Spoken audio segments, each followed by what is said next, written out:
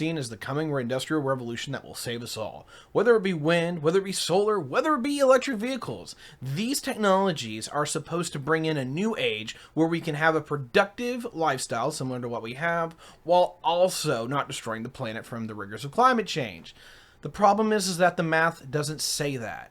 When you break down the fundamentals of how energy is generated and transmitted, these technologies are nowhere near close to viability, leading to the ultimate reaction that green energy in this current iteration is the impossible future.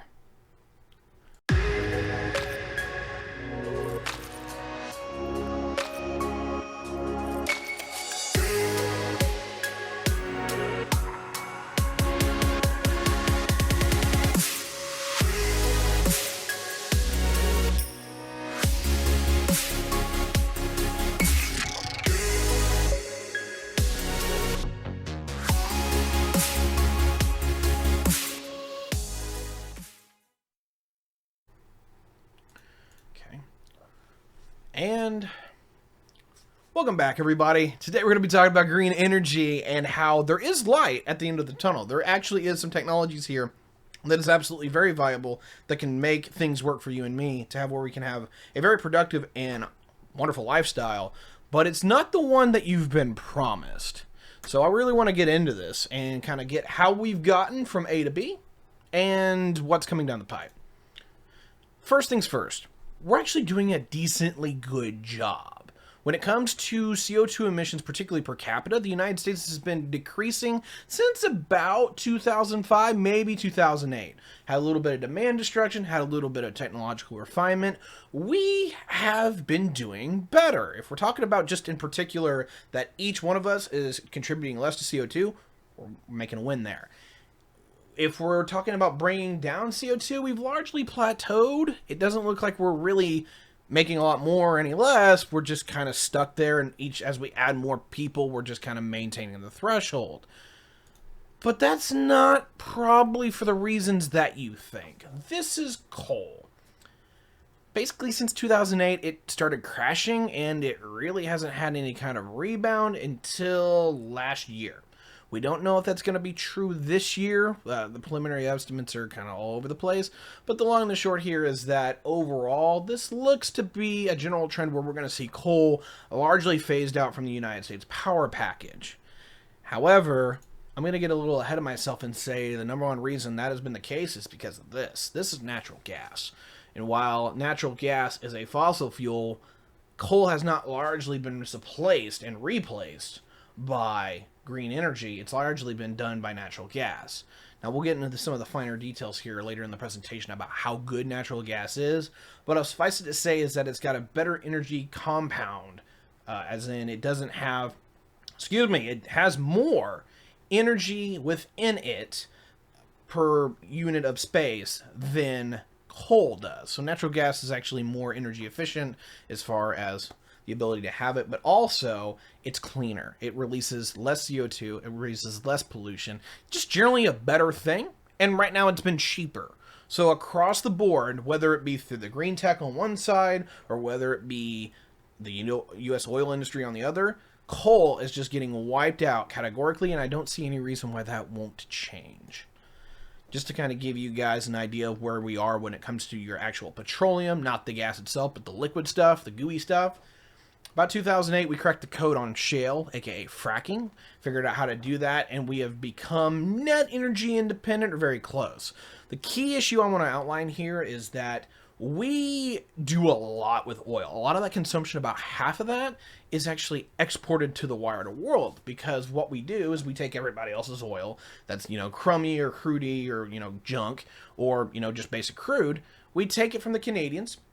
We take it from the Mexicans, we take it from the Venezuelans, we take it from pretty much anybody who is willing to sell it to us. We will refine that into finished products, whether that be gasoline, diesel fuel, all the way up to petroleum lubricants. Those are like your engine oils and things. And we export it to the wider world. Actually, one of the biggest things that we've been exporting lately, although this is natural gas, is LNG, due to the price shocks that we've been seeing. And so one of the big reasons why your gas bill has been so high is not that we can't produce it here domestically cheaper, It's that everybody else we can export to, and when you can make enough money to ship it across the ocean after final delivery, price competitively, we just have to fight against that. And to give you guys an idea of what I'm talking about, even though we're shipping it across an ocean, a gallon of gasoline over in Europe is about $8 to $10 a gallon. Over here, it's $4. All right, so yeah, that's the cost differential between us and Europe, and Asia's not doing too much better. So overall, the biggest reason that we've been able to see gas prices start to go down, but why it was constantly hanging up for so long, is that we simply could take all of our spare production, and instead of giving it to the American people to bring down prices, we exported it to the wider world because it was making Exxon and company a lot of money. And I'm not going to diss on that, but there was a political conversation that could have been had there. Bringing in the actual power generation, though, this is U.S. by fossil fuels. You can see here that largely, as coal's gone down, natural gas has grown and largely supplanted most of the differential gains. Of course, there is a little green tech in there. We'll be covering that in just a second. But this is the main polluters. We've largely gotten rid of petrol a couple of years ago. Anything that's actually done with the liquid stuff, we really don't do anymore. It's not really that efficient. That's something you use in like, a U.S. Navy destroyer, as an example. You take the refined products, you turn it into diesel fuel or jet fuel, and then you burn it through something that needs that high-density energy punch at the source of consumption. And so that's largely moved off. Coal has been going down. Natural gas, because it's just been cheap and affordable and easier to come by, has been largely supplanting that. And that's a good thing. That's the number one reason that we have brought down our CO2 emissions by a massive regard, is that we've done this. But let's talk about the greens. These are technically non-emitters. Some people regard these as green and not green. The two big ones here that you can see is nuclear and hydro. These are the ones that have been here for a while. Hydro's just been around for a long time. You can think of Hoover Dam, Grand Coulee, maybe something local to you. Hydro's been on the deck for a while. Hydro, to a lot of people, actually isn't known as green. And I want to separate this out because this is a problem. To some people, green means anti-carbon or carbon neutral or low carbon. Other people, it's anti-pollutant. And that's the problem. The old definition was anti-pollutant. It was something that made the environment nicer. But we come to find out that some of those things that were, not horrible on pollution was really bad for CO2, and vice versa, where something that has a low CO2 emissions has a lot of nasty pollutants that you don't want in your drinking water or want in the, the general air. So, as an example, instead of shooting off carbon dioxide, it shoots off like sulfuric acid that becomes back, come back to acid rain. Hydro is seen as not green for two reasons. Number one is that it has a massive ecological impact on fish migrations, sediment migration, and basically the natural movements of a river. It hampers that, and you could probably think of why.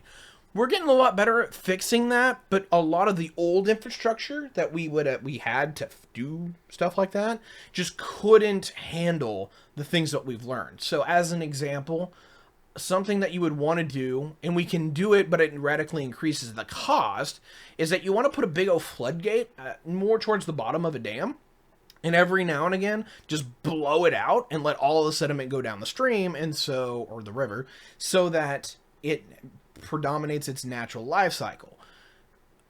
We could do that, but no one's committed to doing anything like that. In fact, what we're largely just doing is that the reason why this is going up and down on hydro ever since the 70s is that we have new technology that brings the stuff we have online to a better capability while also destroying anything old, because we're finding that rivers aren't working, or, the fish can't get to where they need to actually lay their spawn. Particularly salmon was a massive problem up in the northwest, up there in Pacifica, or, Cascadia, whatever you want to call those folks.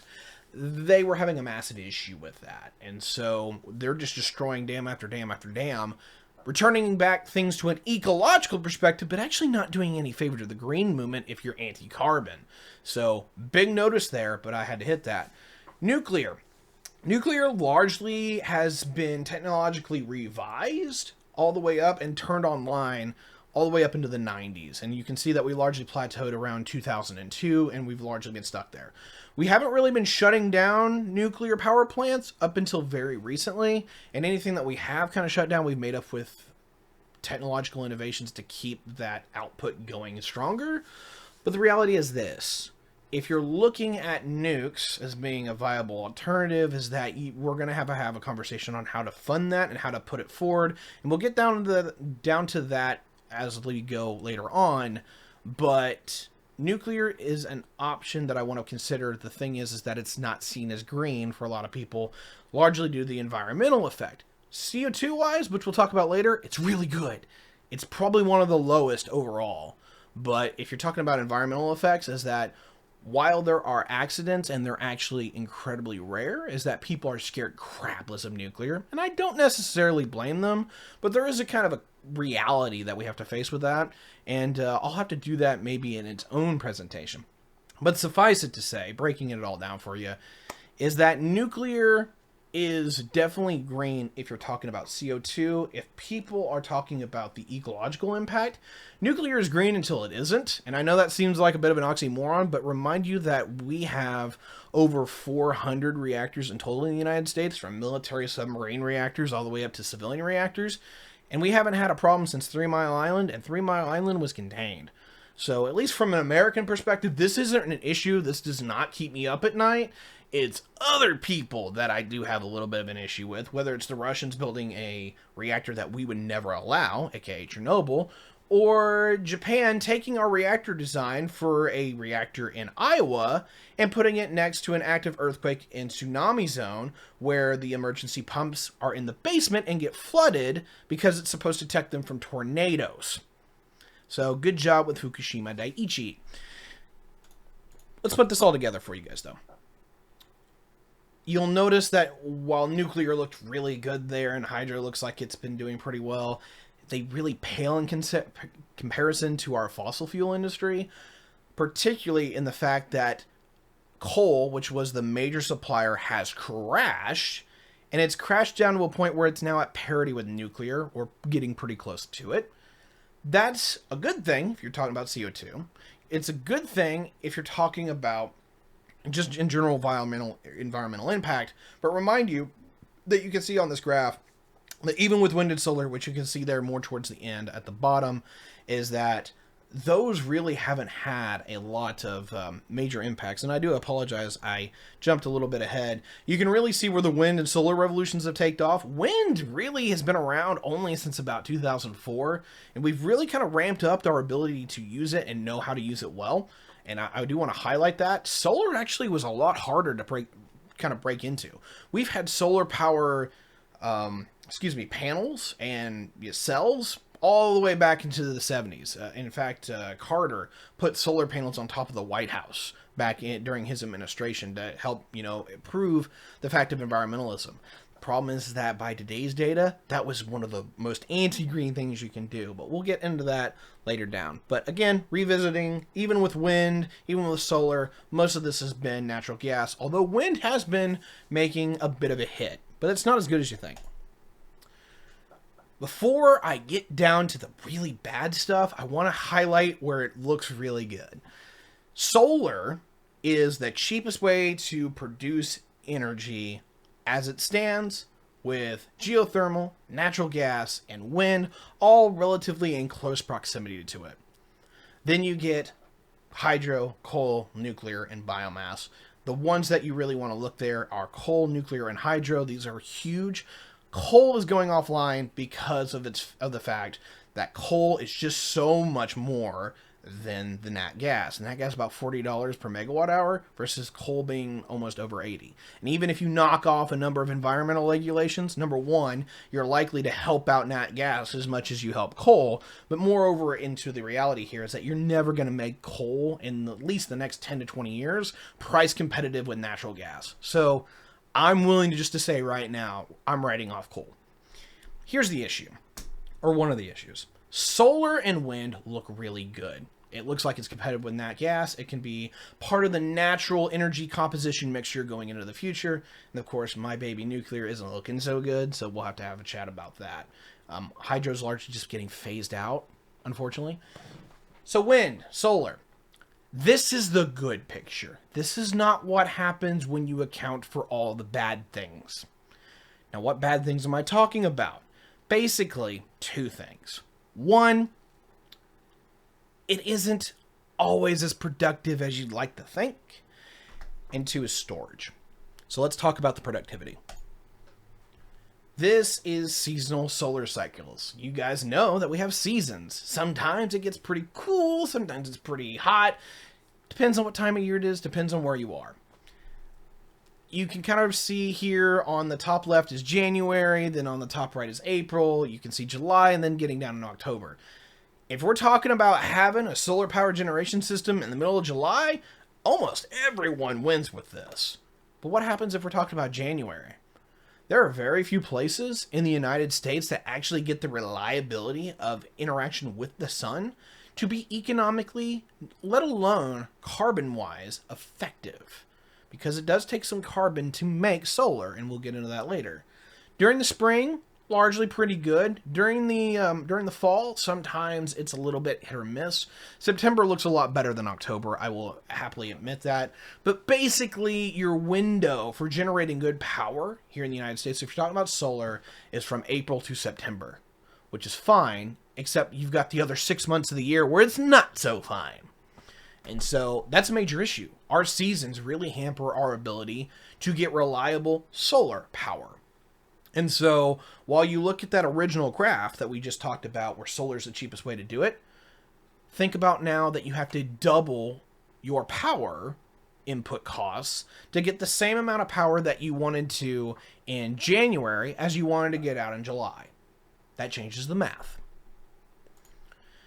General overview, if you're talking about over the year, the problem is that some of these places just don't do as well as others. Obviously, if you're in the deserts of Southern California, Arizona, and New Mexico, you're in the sun belt. You get a lot of sun, right? So putting up solar power for a consistent use of generating power and consumption probably makes a bit of sense. Even in some parts of southern Florida, while it has quite a bit of rain, quite a bit of weather effects, I'll put it this way. The reality here is that there are significant portions of this country that can do very well with solar, but there are significant portions of this country that actually don't do well at all. If you're from the area of Cascadia, which loves their green tech, but particularly we're talking about the coastal plains of Washington and Oregon, it rains all the time, constantly. I've been there. It's fun, but it rains. And the problem with all of that rain is that it basically makes it to where your solar is useless in an overall general term.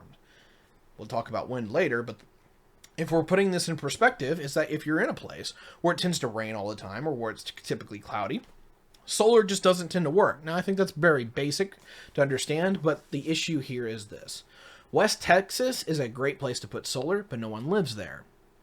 East Texas is a great place to put solar to fight your air conditioning, but it isn't as reliable because it gets more rain. It's interacting with the Gulf of Mexico and the climatological effects that it makes.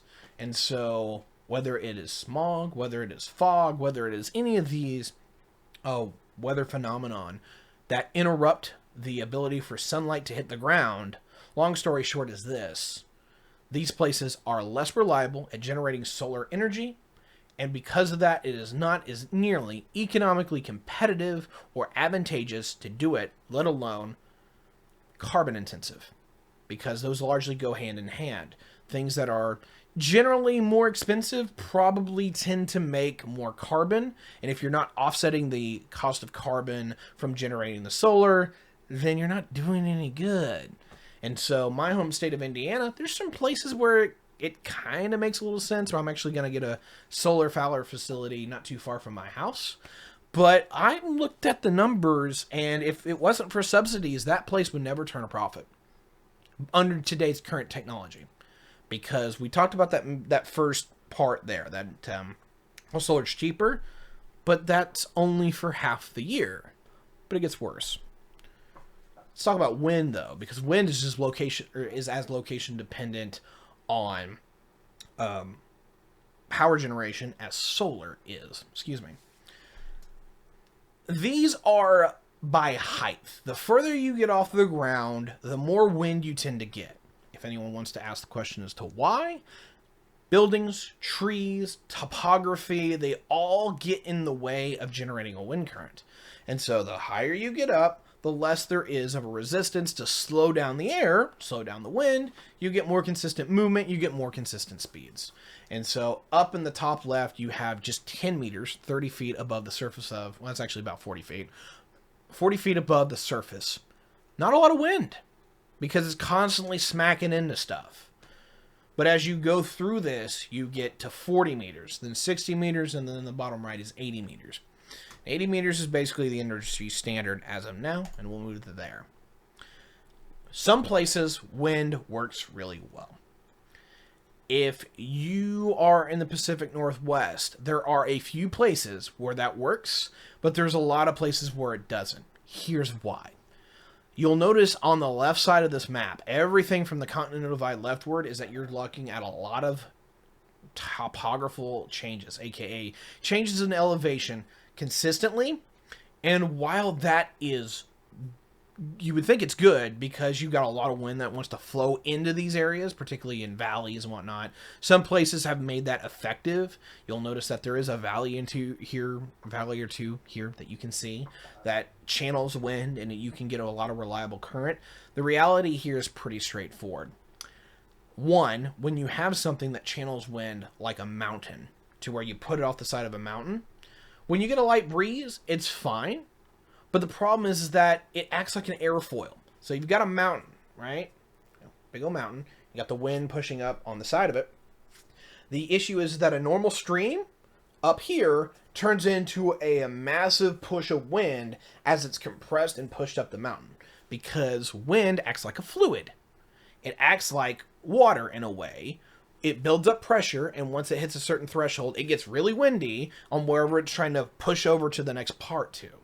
And so you will have places that will use that beneficial point to make even more wind power, but if you don't do it in the right place, you can actually have areas that will destroy the windmill overall because it can't keep up with the wind. There actually is too fast a wind to where it will spin the turbine so quickly that it'll explode. And there are very many videos of turbines getting caught on fire because they overheated and spun out of control. We do have brakes on these windmills, so it's not like we can't shut them down. But I want to make it very clear, there are some places that get absolutely so strong gusts of wind because of that aerofoil effect that the brakes can't stop them, and they literally will spin regardless of the brakes and rip themselves apart. And that's the other side. If you don't keep them from just spinning, they will literally fly to pieces because of the centrifugal force. So here's the thing that we want to push for next, and there's no reason to believe that we can't technologically do it.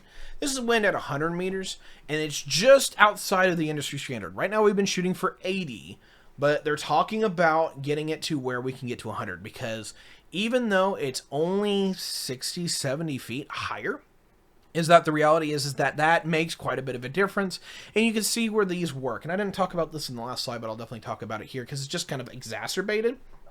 If you're in Nebraska, South Dakota, Iowa, Minnesota, Kansas, Oklahoma, and most of northern Texas, wind works for you. It is consistent and it is varied, and the reason why is that it's pretty flat in the Great Plains. That's why it's called the Great Plains. Basically from Denver over, and granted some top parts of this, it starts in Montana and Wyoming, but long story short, once the Continental Divide starts, all the way up until you get to the point of basically the Mississippi River, it's pretty flat. I've driven it. And if you have drove on I-90, I-94, I-80, or I-70, or maybe even I-40, you've probably seen it. I-40 is a little bit more hilly, but the long and the short here is this. If you've ever been through the Great Plains region, or through these central line of states here that kind of divide east and west here, it's relatively flat, and even with the hills that are involved there, it's nothing like what you can see throughout the rest of the country. That allows winds to build up and get up to quite a bit of speed before they have climatological effects that will either slow them down or topography that will slow them down. And so basically, if you're in anywhere from northern Ohio all the way off to Denver, you can make wind out work for you pretty decently well, outside of a few exceptions here and there. You can kind of get the idea that you'll have some issues where the wind will have a problem interacting with a drainage basin. You can actually see that to some degree. But the long and the short that I want to override here is that if you're talking about the central part of the country in kind of the form of a triangle, and this largely extends up into Canada, so Alberta down to North Texas, over to northern Ohio, and then back over to Alberta, makes a bit of a perfect triangle, perfect for wind. Anything west of that, the topography doesn't work for you. It kills your wind, or it makes it funnel to the point where it'll destroy your windmills. So you don't want to do that. Off to the east, it's kind of the same thing as the west, but a little bit different. Southeast of the United States, we're talking Mississippi, Alabama, Georgia, Florida, they get wind, but it's not consistent at all. So you can generate power, particularly during like a storm, but you don't want to generate power during a storm because it has that same problem where if you're going from, 10 mile an hour winds to 60, 70 mile an hour winds, which is why a lot of this area has, because they have Gulf of Mexico storms, it's actually a little too fast for the turbine, and so you'd have to apply the brakes. So long story short, you would think this area, because of its weather, would actually generate wind. It really doesn't consistently in the way that we want to. You want something that's 30, 40 miles an hour that is, relatively strong, gives you a nice gust, makes the turbine go, but not so much that it just absolutely spins crazy. So, certain parts of the east get this a little better. There is some hill lands that they can funnel everything into in a way that works, particularly in New Hampshire and Maine. Some parts are just a little bit more broken up, but you can make this work. Making this work for New York City on anything around the urban area does not make sense unless you're going out to sea and you're doing offshore. And I will say that right now, there are some places offshore wind makes a hell of a lot of sense. You put things just off the continental shelf where it's got maybe 200 or 300 feet of stand, and you just put a wind farm out, a couple miles away from New York. Let's just say 20, and it's expensive. It's quite a bit more than what we see on land, but you can get a lot more reliable power, particularly in that region. You can make that work, but if you're talking about on land, you're largely looking at the funnel areas that you can control and account for. The only places that are really good in New York for making power. That's just not the only problem, though, because you notice that the seasons and the height change everything, but you'll notice that on an average day, sometimes it's not sunny. And I'm not talking about just in the regard of the weather. I'm talking about there's this thing called night. And it sucks because for all the time that it's not light out, you're not generating solar output. Now, I think that was kind of a given, but it is a bit of a dig. Solar is largely consistent, but only for a certain time of the day. The issue is that when we're wanting to use the solar power, is not when we're actually going to use it. And you can see this on this chart. This is not my chart, by the way. Average energy demand is increasing in the afternoon, largely because it gets hotter, largely because people are going indoors, doing their, family dinners, what have you, as the sun is going down. And so we see an actual inverse problem to where when we really need the solar, we don't have it. Wind is even a worse problem. The best wind is usually about 1:30 in the morning, depending on where you are. But just as a general overview, the best wind is absolutely in the middle of the night, and no one's awake for that. So you can see on this chart, wind and solar don't wind up very well when it comes to the energy that we're wanting to use. So we have to talk about the problem too. Storage. And this is a bigger problem than the location part. Number one, or basically part A, energy storage is a little finicky. Obviously, you want to be able to charge your batteries. But the issue with charging your batteries is this. What happens if you aren't having peak efficiency? You do have a slower day. You do have a less sunny day, a less windy day, what have you. You need to put up more stuff to get a full charge of battery. So, let's just say you double the output that you would have. So you got double the solar than you could possibly ever need to make sure that you get your batteries charged. Well, you get back to the normal day where you would expect things to be going well. And the moment that you've charged that battery, all of that power you could be using is completely pointless and completely wasted. And if you're already about to ask the question, What happens if I can just turn off the other power plants? That's one of the last slides we have. I'm going to get to that. But the long and the short here is that when you're talking about charging the batteries to store from when we're generating the power to when we need to use the power, there's a problem of you want enough battery so that you can charge up all the batteries, you can supply everything that you're going to use for later, but you don't want so much power generation paired with it that you're throwing 2, 3, 4 times the amount of power generation than you actually need. And so when it comes down to the actuary parts here, you're starting to see where the costs of generating the power versus the cost of actually using the power are probably not lining up. Problem number 2, energy density. You may notice a lot of these are the things that you use to put in your car and go, or the things that you put in your house to keep your lights on or keep warm, right? Lithium ion batteries, which are the industry standard, and even if you're talking about some of the new stuff coming online, isn't much better, actually. There's one that's theoretically possible, but again, it's theoretically. I will not change my data until that is actually on deck. So if you want to hope for that, go for it. For me, as a data analyst, that is hopium. I want to see it in the numbers. I want to see it commercially viable. I want to see people buying this in, some relative quantity outside of people who can drop $1 million for a battery. So right now, industry standard is lithium. And even with lithium, basically is 1 megajoule per kilogram. It's not good. Wood is 16 times more energy dense than a lithium-ion battery. And these are the better ones, mind you. I will say that all of the theoretical ones, there's only 2 that actually break from the mold here, and I'm hearing ratings of 6 megajoules and 7 megajoules for these per kilogram. That's half the decency of wood. Almost half. That would be better by a significant margin, but we don't know how cost competitive it is. We don't even know if we can produce it, and we don't even know what materials exactly we're going to need to get it, because it's still more theoretical and something people are working on in a lab than actual concrete, hey, here's the data. So I will revise this, but the long and the short here is that even the theoretical stuff is still, by the numbers, worse than wood as far as energy density.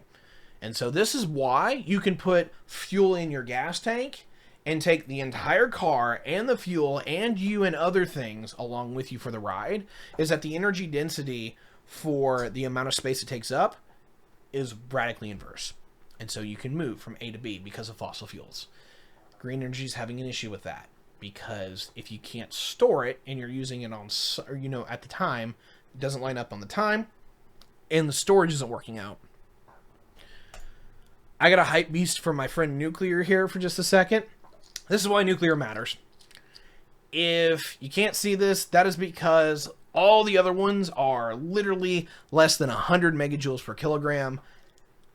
Uranium usually goes for 3.5 million to 4 million megajoules per kilogram, depending on how good your refinement is. There's a bit of an issue with that. But that's why you can put some fuel in a nuclear reactor that can power 10,000 homes and refuel it, every 3 to 5 years. That's why you can take a U.S. Navy nuclear reactor, plug it full of the fuel rods, and replace it every 10 years. And it will go literally millions of miles before it needs refueling. Nuclear is incredibly energy dense. And if it wasn't for this, nuclear wouldn't even be an option. But it is.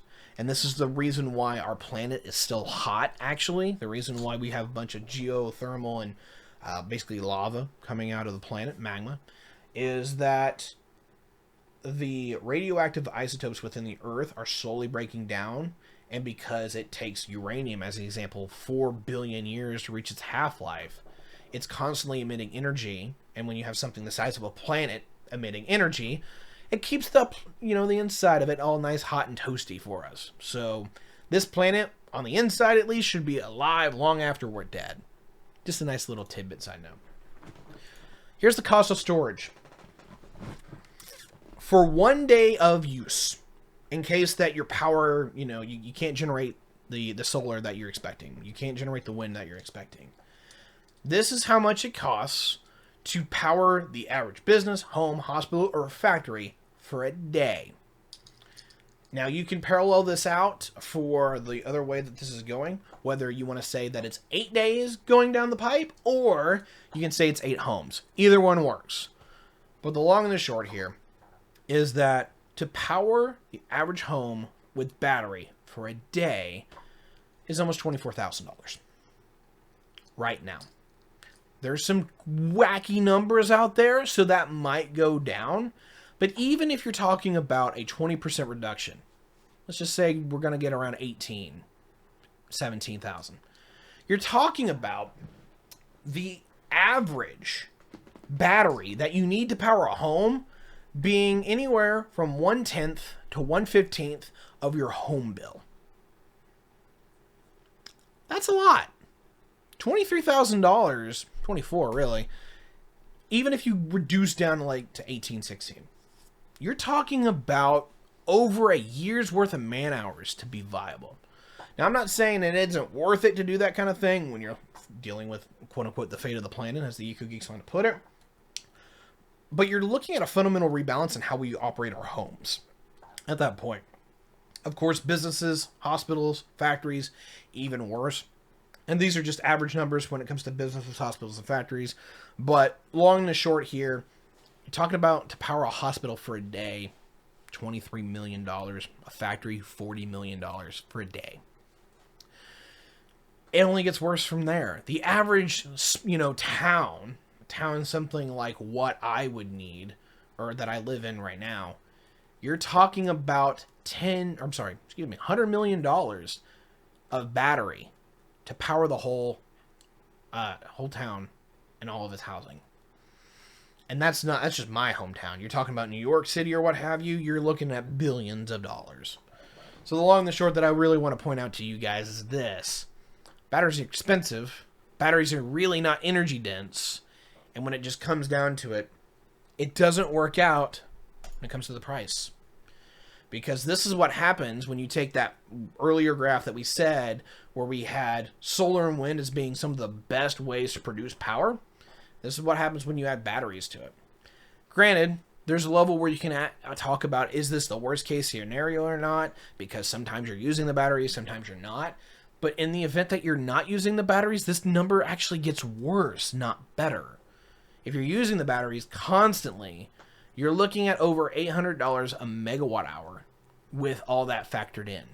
If you're not using the batteries, granted, you probably save on the longevity of the battery, but you're only dumping money into something that you're not using, which actually makes the solar and wind more cost ineffective.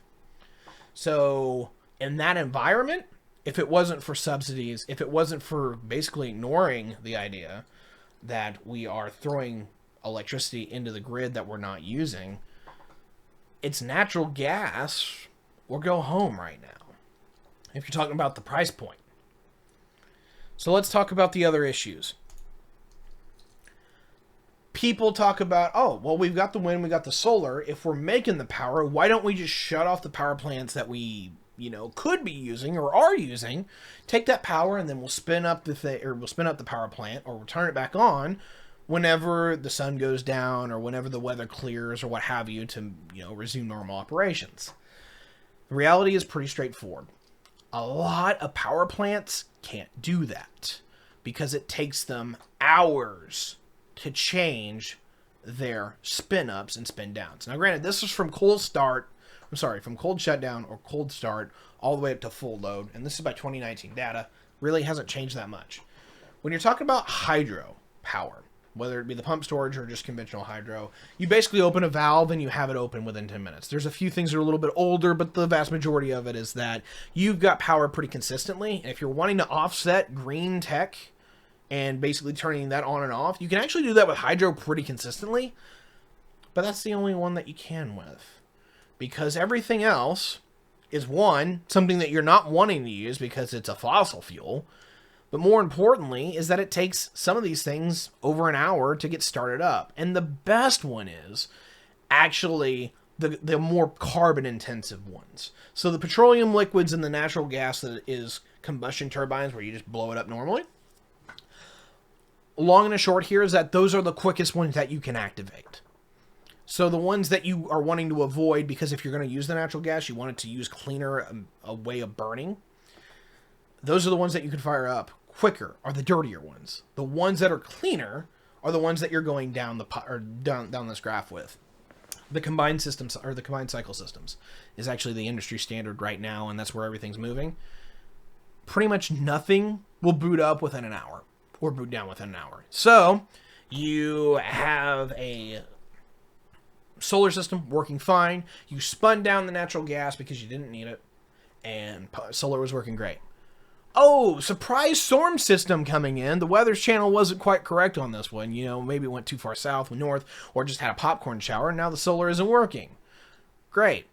For the next hour, if not more likely, you're talking about the next 3 to 4 hours, no one has enough power to feed the system, and you're looking at brownouts. That's what this graph is saying. Natural gas, coal, nuclear, they all have the same problem. Although there is a conversation about throttling, nuclear is about better at throttling when you bring it to like 50 or 75 up to 100 or vice versa within that range. It's going from a cold start where you just fire everything up, that's a lot harder. Basically, nuclear is an exponential effect. That's how you get a nuclear blast. Not saying that that's what will happen. Nothing within the civilian industry is compact enough to make a nuclear explosion. But the same principle is actually what makes a nuclear bomb. The more energy that's released is the more energy that actually allows for the next series of releases. And so if you're at 70% effectiveness with your nuclear reactor, it's not hard to get to 100. But if you're at 50, it's actually significantly harder than it is at 70. And I know that kind of seems a little bit weird, but I'll put it in this regard. Going from 0 to 25 takes relatively 12 hours. Going from 25 to 50 takes about 6. 50 to 75 takes about 3 hours, and from 75 to 100 might not even take an hour. So that's kind of what I'm talking about. Exponential growth because of the energy systems. Let's talk about the carbon emissions, because I know a lot of people want to actually see the real numbers on this one. Wind and nuclear dominate. Hydro's pretty good. Remind you got to use a lot of concrete for traditional hydro. So over the lifetime, it will absolutely pay itself off, but it is a crap ton of concrete and makes a lot of, carbon going in. Solar, actually pretty carbon intensive. Granted, they're changing that, but a lot of the materials that you use in the solar industry to make the panels, make the cells that get you your power, really tied in with the oil industry. Used to be really tied in with the coal industry, but the newer stuff is largely used off of oil synthetics. Better, but not great. Of course, you got biomass, natural gas, and coal. And again, if you want to get rid of coal for natural gas, it's still a win. This is why we have been knocking it out of the park when it comes to our emissions, is because for everything that we knock out of coal on a natural gas, we're knocking over a third of our carbon footprint off solely on that. So it's still worth doing. This is what happens when you figure in the batteries. Wind and solar get horrific. The red bar is the range. On the best usage is where the red bar starts, where the batteries are being used constantly and they're actually worthwhile in having been built. And so power in, power out, you're looking at wind and solar being relatively competitive with biomass when it comes down to it, because these are the ranges. If you're looking at where they are going to go, if you're talking about places like Texas, Arizona, what have you, you're probably more competitive than biomass on carbon. It's still worth doing, but not by a massive mile. If you're talking about other places like New York, you're talking more towards the end of these bars. And that is just as that is just as bad as natural gas overall. So you wouldn't actually be doing yourselves any favor. I'll also remind you that a lot of batteries, particularly lithium, is a little bit toxic to the environment, particularly in the mining phase. In fact, it's really toxic. It's actually worse than coal. So there is one key idea here that I want to throw you. When it comes to the actual viability of going anti-carbon, Nuclear is the only true green tech. I will double in and say that hydro works as a great second, but it's really locationally dependent. Nuclear is pretty much anywhere that you can put up an area where you can cool your reactor. So if you have a place where you can just store water in a general area that will release heat over time, which isn't too hard to build, you can pretty much build nuclear anywhere. There's complications. The long and the short is that if you're talking about solar, if you're talking about wind, none of the technology works. Overall, I think this presentation made that very clear. If you're talking about nuclear, that is the way to fight carbon. The issue with nuclear is, one, can you stop having it to where everyone's scared ridiculously because of it? And two, more importantly, is, are people willing to pay the power bill? Because by the math, you're looking at 125% increase, depending on where you are, at running your power bill. If you're talking about Iowa, while Iowa has some wonderful nuclear, the wind that you're generating there is glorious and great for you, and it makes you have some really cheap electricity whenever the wind is turning. And for you, that will be incredibly painful to transition to nuclear if we end up going down that path, because it's the only one that actually works right now under the current data. Dealing with carbon, it is nuclear or go home. And so, if you're talking about Iowa, if you're talking about North Dakota, you're talking about South Dakota, it's going to hurt your wallet. Absolutely, you're looking at 100% increase in your power bill. So whatever your house power bill is, just figure on it doubling. If you can figure out how to pay for that, you're good. We can save the climate. If not, that's a whole other conversation. If you're talking about other places, though, this actually isn't nearly as bad. And I really want to emphasize one place, because they have been the most anti-nuclear folks in the country, and they're dumber and sin for it. That's California, and in particular, Southern California. California's been having brownouts because they can't manage their industry, their energy industry. They're anti-nuclear, they're anti-hydro, they're anti-fossil fuel. They're pretty much going in ham-fisted into solar and wind. And while it works for solar and wind in Southern California to some degree, you have the battery issue. And so no matter what they've been doing, they can't get the math to work right.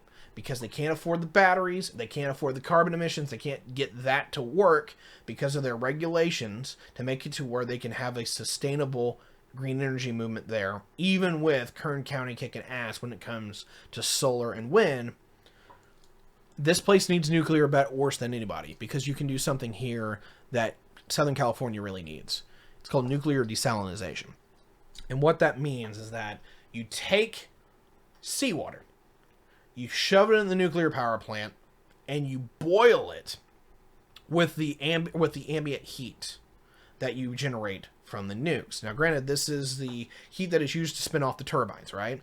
So what you do is that you have a general system here, the primary loop, which passes it off the secondary loop. That's a safety fixture, so in the event that the core gets contaminated, it doesn't get into the secondary loop and go everywhere, because that's where the steam gets dissipated.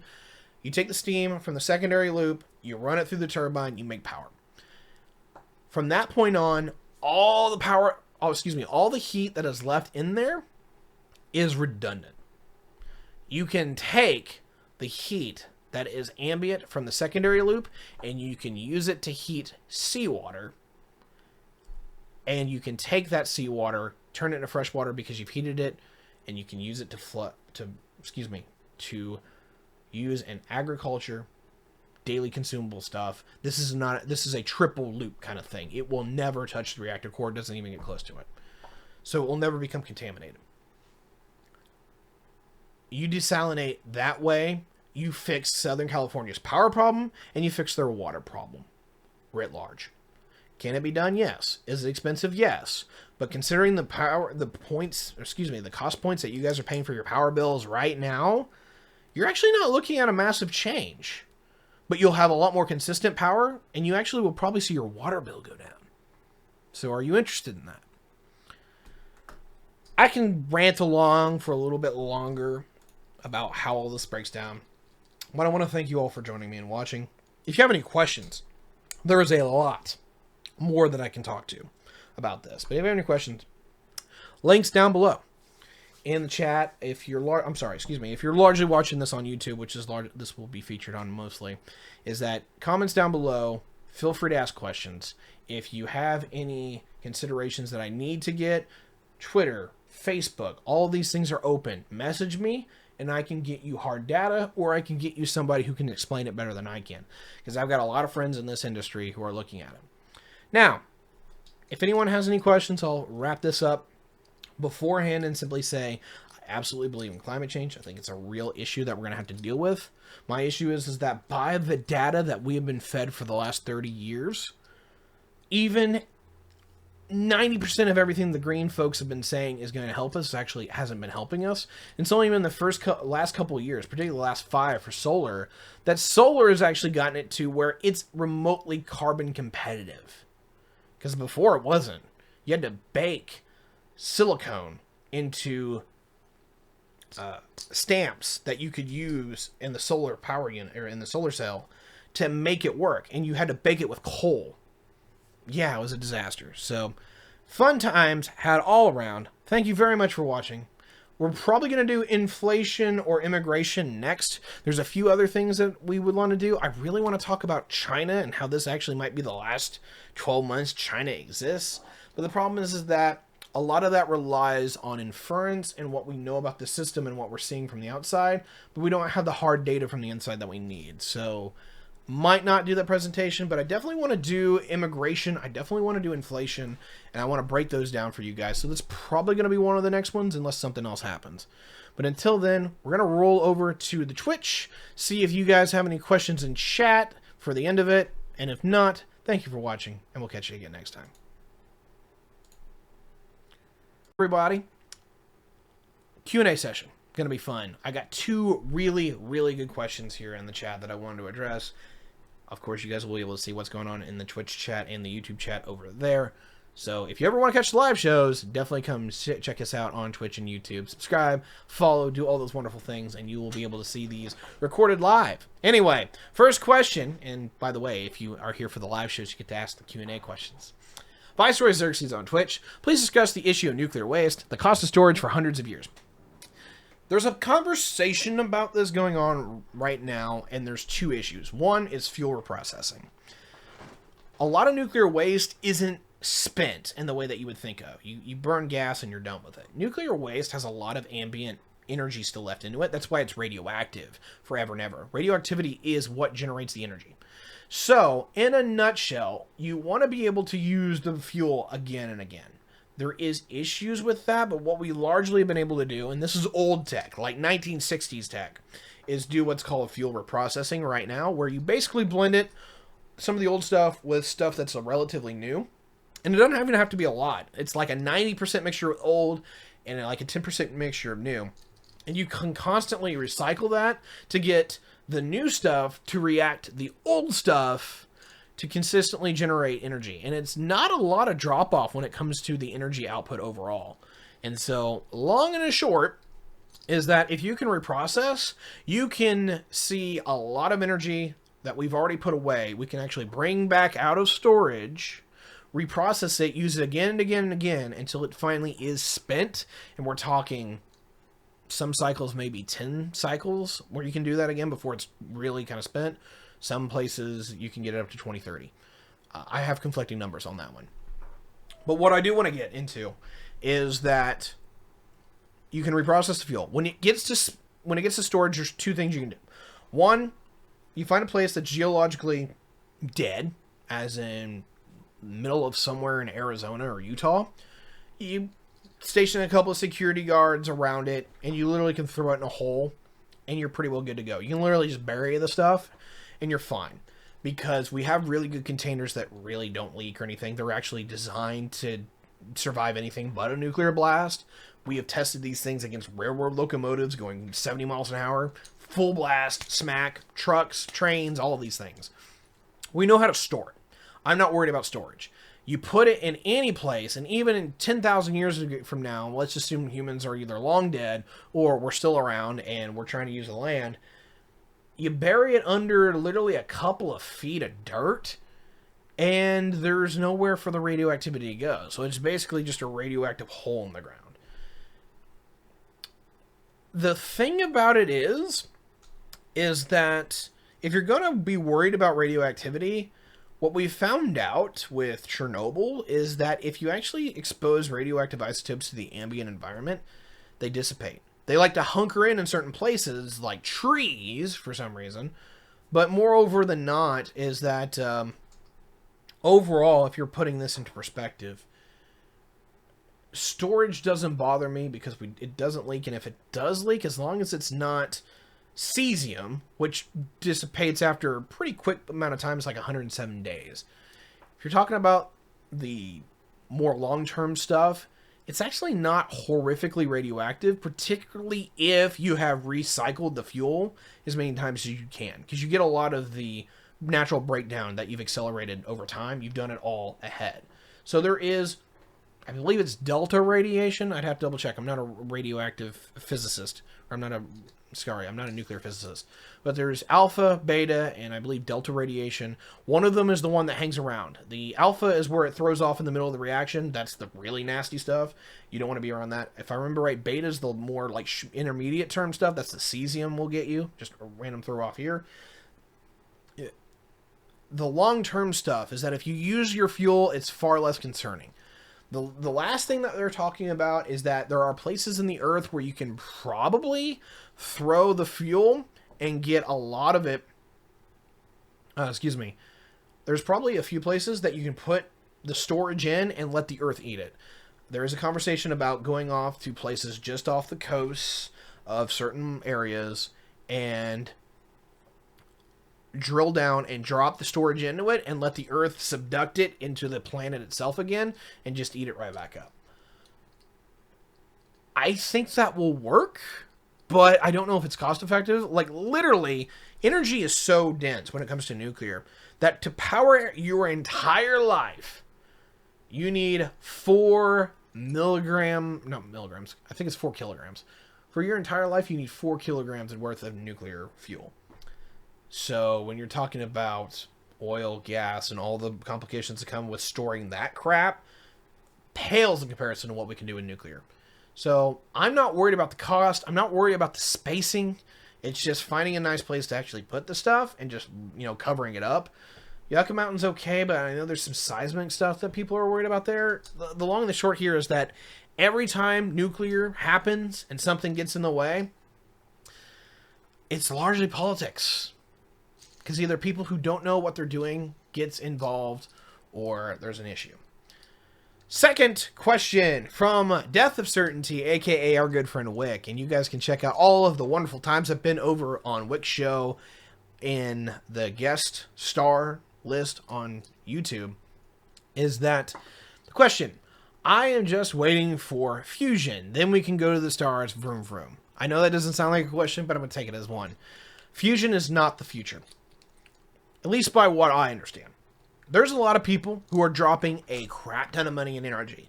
And don't get me wrong, they're nuclear scientists, and they are people who are way more educated in this topic than I get.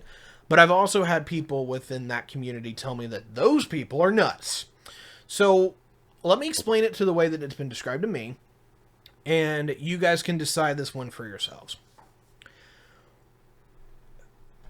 Fission is the massive isotope like uranium of 235, right? Or 238, something big. Something that's so big that it really is atomically unstable. It breaks down over time, it throws off a neutron, and it hits into something else, and it makes it throw off even more neutrons, right? If you can chain that effect, you get a rampant reaction. If you can chain it to the point of criticality, you get a nuclear explosion. That's the old style of nuclear bomb. Then there was thermonuclear bombs, which were powered by fusion. And if anyone doesn't know how fusion works, it's the opposite of that. It's where you take 2 pieces of atomic material, you throw them together to the point where they fuse into a new atom. So hydrogen into helium, helium into lithium, and the list goes on. And it goes all the way up until about goes all the way up until about iron, where it's still positive, energy positive. So you throw this stuff together, releases energy, and it continues to release energy all the way up the chain until iron. After that point, you're getting less energy out of it to fuse it. This is how stars work. But I want to give you a big hangover on this one. This is how stars work. To get fusion, we take something that is so huge that it's almost incomprehensible to the human mind. You take a star, and it's got a bunch of gravity pressing down on all of its material to the point where it's not critical, actually, but unless you're talking about the really big stars. The really big stars are probably naturally critical. But the average star like our sun, it has all the stuff super compact into it. But what it needs to get that final leg up is, is not quantum, I can't remember what it's called. It's not quantum entanglement, it's the other thing. It phases out of existence. Things at the atomic level can phase out, particularly electrons. Phase out of existence and phase in. And I'm not a quantum physicist, but basically the long and the short is that if someone wants to remind me in chat what it's called, is that one of the reasons that we're worried about our semiconductors is that when it gets too small, the quantum ability to jump from, or for a material to jump from one to another, if we get our microcircuits so small, it won't work anymore. And I'm sorry, I'm spacing on what this is called. Chat is being completely unhelpful here. But if someone wants to remind me, it's not quantum entanglement. It's a quantum thing. Quantum phasing. Thank you. What happens here is that what we think is the case is that the fabric reality is not built out in the regards like it's a solid structure. It's actually like a foam. And you can see subatomic material phase out of reality and back into reality at another space. Usually it's very close to it, but it's not always in the same spot. And when you have something like a star, is that the reason it doesn't go super critical, it is not quantum phasing, it's quantum tunneling. Thank you. Thank you, Turk. Quantum tunneling is what I'm talking about. Phases out of reality, comes back into reality, and interacts with something in a different level. So if you have this hypercompressed hydrogen, as an example, and then all of a sudden it phases back in. Chat, thank you. It phases back in, it's now interacting with that atom in a way that it couldn't before because it's now literally right on top of it. So it fuses. Because the energy that is there is compressing on it so much that it forces it. And this is why a sun can last billions of years. Is that it's not naturally compressed enough to critically fuse all at the same time and have a runaway reaction due to fusion. It's that it's holding it in place, and quantum tunneling does the work, that final end step. And so this is why you don't have stars go supernova as soon as they're formed. Sorry. That process to make it work to do naturally on this planet is that you're basically trying to put a star on the surface of the planet. And there's two issues with that. Number one is that if you actually look at how effective fusion is in our natural environment, it's 100 watts per square meter. At least that's what we get. That's kind of the general average for the star. If you're talking about the deep core of the star, it's about 300 to 400 watts per square meter. Cubic meter. So for a cubic meter of star material, at its core, 400 watts of energy is released due to the effective fusion. That's not actually a lot. So not only do you have to compress this material in the same way that a star does, but you also have to compress the amount of energy released per space within the star. So, what I'm telling you, in the way that I'm understanding it, from the people who have told this to me, is that to get fusion reaction to work on the planet for commercial use, you have to somehow figure out how to contain the same process that makes a star and make it 1 billion times more energy efficient. Good luck, because the only way we've been able to do this so far to make something that is like a star on the planet is a thermonuclear blast, where you take an old fission reaction and you put it next to a bunch of fissile material that you can fuse. You set this off, make the heat and pressure make this fuse, and then go off. We don't have any way to contain it. So the long and the short here is that I'm getting a little pushback from chat. A lot of people are like, this is just an engineering problem. And what I'm telling you is that this isn't an engineering problem. This is a physics problem. We've been splitting atoms forever. Sure. What really breaks down with this is that the amount of heat and energy that we're needing to release to make this reaction worth our while is super critical. And so you're looking at a thermonuclear blast, which is basically putting a star on the surface of the planet for half a second. We don't contain that. That melts cities in an instant. Literally, if a thermonuclear blast happened half a mile down the road, I'm gone in an instant. Within literally 1/10 of a second, I will evaporate. You will not see anything of me. We don't contain that. There is no physical material that we contain that with. If you're talking about something like cold fusion, there's no theoretical way to do it outside of what they're trying to do in these research laboratories. Now, I'm not going to say that they can't work. I'm not going to stake my reputation on that because I'm not a physicist in that regard.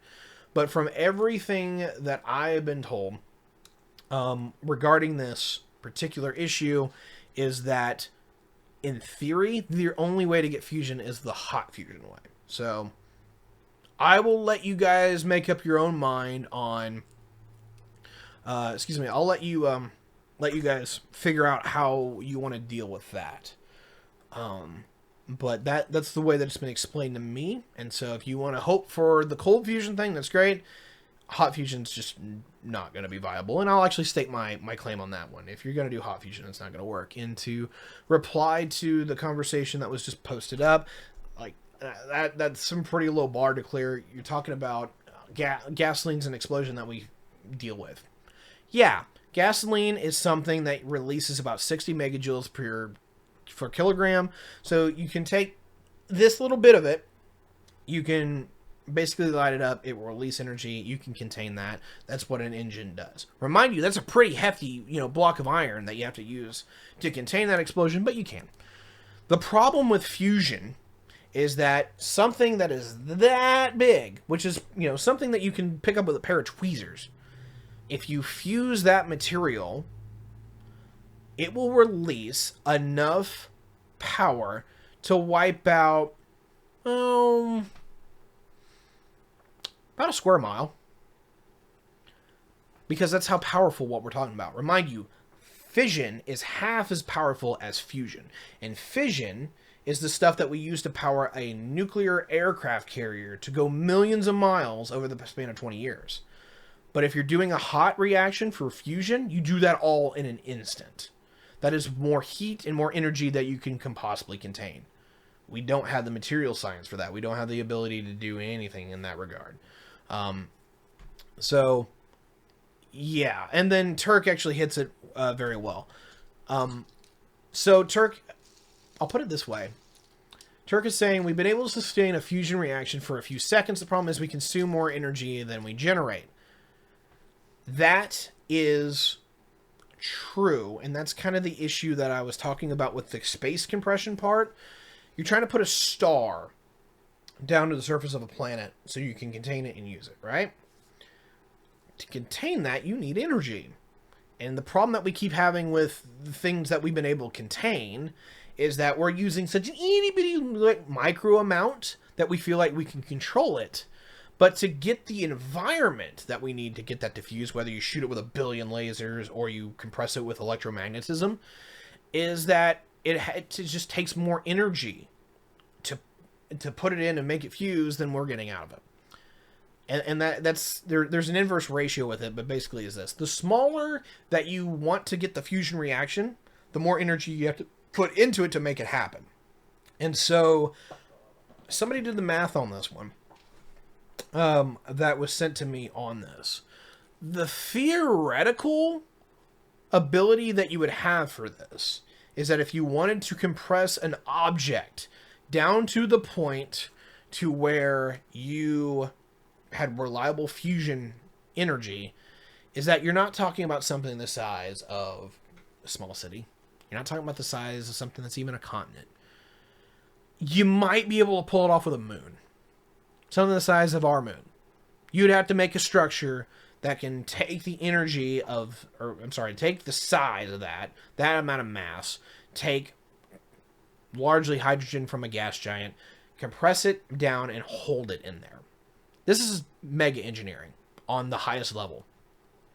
And more likely is that if we're going to do that, realistically, is that it's probably not something the size of a moon. It's probably something the size of Jupiter, which I remind you is 1/10 the size of the sun, and needed to be at least 9 times bigger to be a star. So you've got something that big that has all the material you need, has already the gravitational pressure, but you need to put energy into it to press it down to be 1/10 its size to make it fuse. You might be able to do that with Jupiter, but you have to literally build a shield around Jupiter. And at that point, why not just make a Dyson sphere or a Dyson swarm or a Dyson ring around the sun that's already doing the work for you? I'm sorry that I'm not as versed in this as I'd like to be. Like, I can answer these questions with a boom gotcha. But at least from every metric is that the smaller you want to get this reaction, the more energy you have to put into it. So it's probably just not going to work out. And on the other side of that is that if you're talking about containing that reaction, if it's all up in an instant, even micro amounts are probably not going to get the energy that you need back out of it. Or if you do, you can't contain it because it's a nuclear blast. So yeah, 20 minutes of Q&A. I really appreciate it. I don't see anything in here that I further want to add on to. There's a lot of memes, and any questions I think are just really rudimentary at this point. So that's been the end of the Q&A. Definitely hit on this as you guys want to.